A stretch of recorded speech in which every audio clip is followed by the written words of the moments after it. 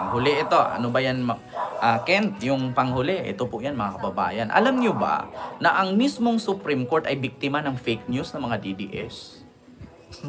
Alam nyo ba mga kababayan na mismong Supreme Court biktima sa fake news ng mga DDS?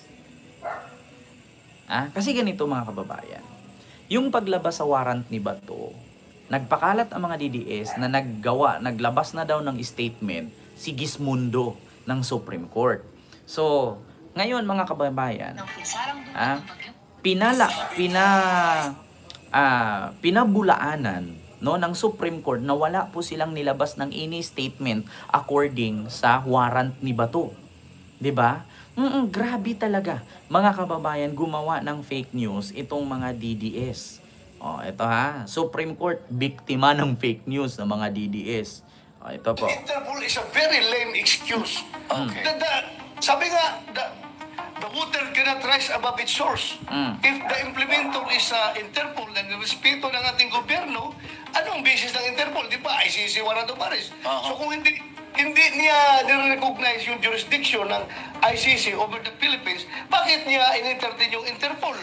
Naglabas ng babala nitong linggo ng gabi ang Korte Suprema laban sa mga kumakalat na fake social media posts na nagsasabing nagkomento raw si Chief Justice Alexander Gesmundo tungkol sa umano'y arrest warrant na inilabas ng International Criminal Court, ICC, laban kay Senador Ronald Bato de la Rosa. Ang mga post na ito ay kumalat matapos sabihin ni Ombudsman Jesus Crispin Remulla na naglabas na umano ng arrest warrant ang ICC laban kay De La Rosa. Pero I have it on good authority. Kasi public interest na ito. Tama. Program to. That the ICC has issued a warrant against Senator Bato de la Rosa. Kasunod nito, ilang opisyal ng gobyerno ang nagsabing wala pang natatanggap na anumang abiso mula sa Interpol o anumang international authority tungkol dito. Ayon kay Chief Justice Gesmundo, for those seeking confirmation regarding social media posts attributing a quote in Filipino to Chief Justice Alexander G. Gesmundo about an alleged arrest warrant for Senator Bato de la Rosa, please be advised that these posts are false. Ayon sa Supreme Court, ang mga peking post na nagpalaganap ng isyong ito ay nag-attribute pa ng maling pahayag sa punong... Ayan po mga kababayan yung peking post. Ayan po pinost po ito ni Jesus Palsis, DDS fake news on overdrive. Ayan. Nagpo-post kasi na naman mga kababayan itong mga DDS na mismo ang Supreme Court, mga kababayan, ayan, ay pinost po yan ni Reader's Portal. Hindi maaaring ulitin ang ginawa kay PRRD doon sa arrest warrant niya sa ICC. Dahil nung mga panahong yun, hindi pa namin naipasa ang batas na matibay patungkol dito. Ayan ito po mga kababayan, naging bad news. Ultimo ang Korte Suprema na biktima ng fake news ng mga DDS. Alam niyo, sa totoo lang kayo mga DDS, pasalamat kayo wala kayo sa Malaysia. Kung nasa Malaysia kayo, isa-isa na kayo nabibitay. Alam niyo ba ang batas sa Malaysia, kapag fake news ka doon, patay ka. Dito sa Pilipinas, putang ina, ultimo Supreme Court na biktima ng fake news. 'Di ba? Ultimo nga Vice President, fake news Naalala niyo nung namatay si Tantoco? Na ang sabi ni Sara, si First Lady Lisa, sangkot yan sa droga ni Tantoco. Putang ina nung hiningian siya ng ebidensya, galing lang pala kay Maharlika na isang vlogger na pokpok sa Amerika na pinatay ang asawa para mamana ang kayamanan ng kano. 'Di ba? Yung Maharlika na malaki noon na 5'1" lang ang height, na pinanganak na tag-ani ng palay, tag-init. Hindi tumangkad. 'Di ba? Ultimo Vice President, fake news. My God. Sa bagay, alam naman po natin kung sino po yung mga trolls, di ba? Magkano nga ba ang budget ng mga trolls para mag-fake news? Meron pa nga mga vloggers na mga Duterte na pumunta sa Quadcom, umiiyak at umamin, yes po, pasensya na po, inaamin ko, fake news ako. Di ba, Mark? Isa pa, meron pang isa, si Crisette ba yun? Yung umiiyak.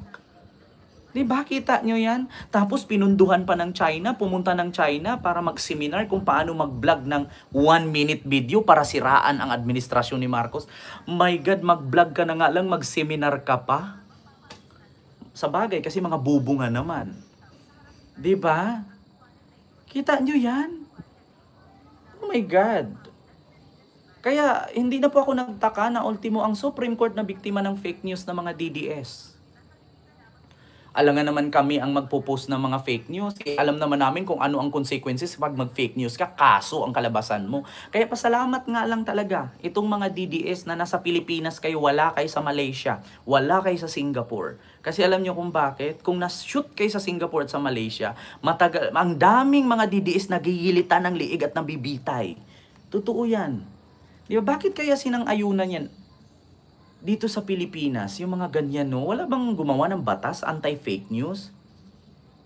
Meron yata parang si ano sino ba yung kongresista ng Cagayan de Oro ba yun? 'Di ba? Alam mo sa totoo lang, dito lang, only in the Philippines lang talaga. Only in the Philippines. Kaya tayo hindi umuunlad Yeah?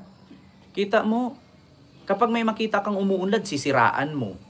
Tapos yung naninira, gumagapang pa rin sa hirap. Kita nyo yan?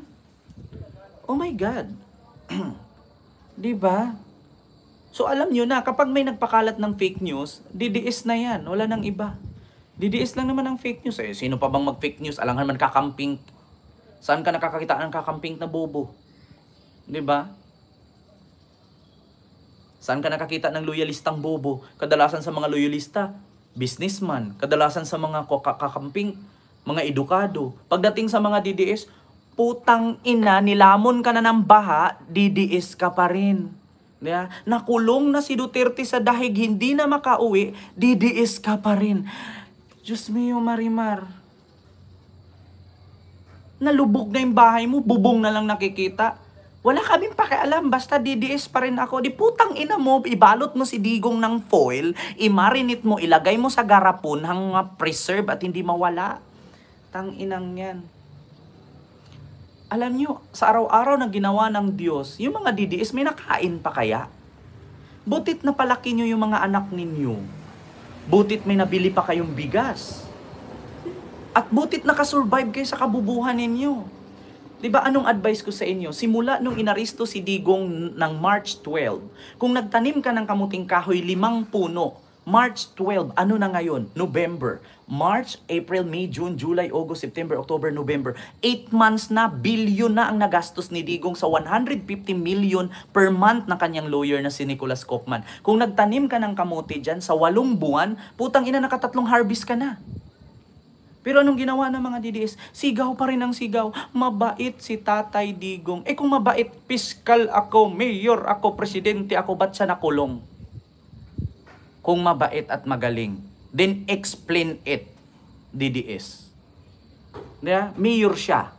Piskal siya. Pero di ko alam kung may kaso siyang hinawakan kasi wala akong nakitang naipanalong kaso ni Digong. Pero basta piskal siya. Diba? And then paano mo ma-explain yan? Wala siyang kasalanan, kinidnap siya. Ito pa yung salitang kinidnap. Saan ka nakakita ng kinidnap pero binasahan ng warrant? Diba? Saan ka nakakita ng kinidnap na kasama ang pamilya habang hinuhuli at nabibisita ng mga anak? Diba? Paano mo nasabing kinidnap yun? Binasahan ka ng Miranda rights, ang tawag ko nga dun, merienda rights. Bakit? Habang binabasahan, pinapakain pa. Yun bang mga pinapapatay niya sa war on drugs niya? Pinapakain ba ng pansit bago pinatay? Yeah? Tapos manufactured evidence pa. Yung kamay ng tao na ginagamit kanan, ang baril nasa kaliwa. Tapos yung baril na namatay doon sa Caloocan, same na baril doon sa namatay sa Parañaque. So what do you call that? It's a manufactured evidence. Diba? So isa sa rason yan. At sasabihin niyo walang kasalanan si Digong, mabait siya. Ano yung inamin niya sa Quadcom? Ako, pumatay, yes, 6 or 7. Ako talaga, pinatay ko talaga. Putang ina, diba inamin niya? O di mabulok siya doon? My God. Yun ang katotohanan. Tapos sasabihin magaling, mabait. Saan ka kumukuha ng kapal ng mukha na magaling, mabait? Sinasabing, your God is stupid. Putang ina, buti pa yung langit namin blue. Sa inyo ba langit niyo dyan black? May ulan pa rin ba sa inyo? Sa amin blue na. Diba? Oh my goodness. What the heck, sabi ng Kano. Kaya alam niyo sa totoo lang, dito sa bansang Pilipinas, Kung hindi tayo magkakaisa, wala tayong improvement. Mark my word. Kung hindi magkakaisa, walang improvement. Alam niyo kung bakit? Meron pa mga estudyante. Estudyante pa lang yan ha. Every Friday daw mag-rally sila. Kung walang makulong. Kung mamadaliin ninyo na may makulong dyan sa flood control, kung may makulong dyan, agad-agad, na hindi tamang ebidensya at tamang kaso, tignan ninyo si Napoles. Di ba? Tignan ninyo si Napoles. Nakulong, pero na-acquit. So, ibig sabihin, kulang sa ebidensya.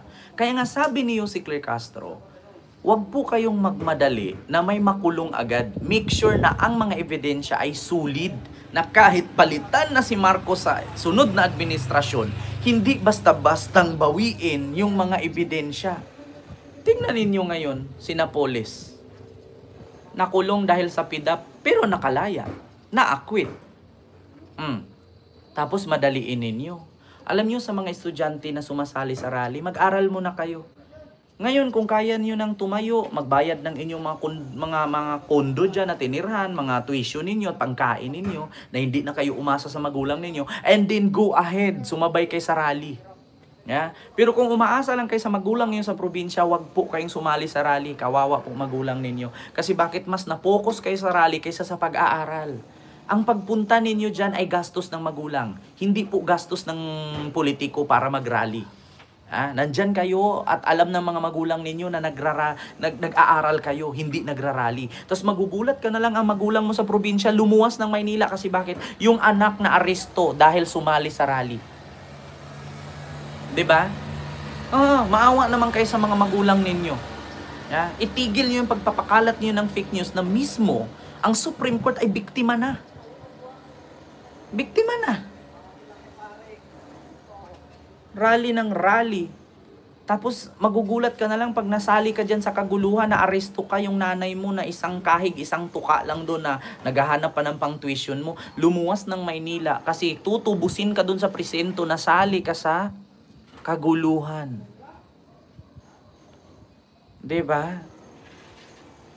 Sa sobrang kayabangan, Ma'am Scarlett ni Digong, gustong gumawa ng history sa Pilipinas. Ayun, nag-Guinness Book of World Record na ang puta. Ayun, nakulong. Kauna-unahang presidente sa buong mundo, nakulong sa ICC. Ay, hindi pala, pangalawa pala siya. Pero yung una na acquit, nakauwi. Di ba? Ayun, kauna-unahang presidente sa Pilipinas. Nalagay sa history, nakulong sa ICC. Di ba? Gusto ni Digong yan na magkaroon ng history in the Philippines, and then what happened? And that is the consequences. History in the Philippine history. Garapon ng uuwi. Nalagay pa sa Philippine history, Duterte was the first ever Philippine president, Mindanaoan president na kulong sa ICC at umuwing garapon.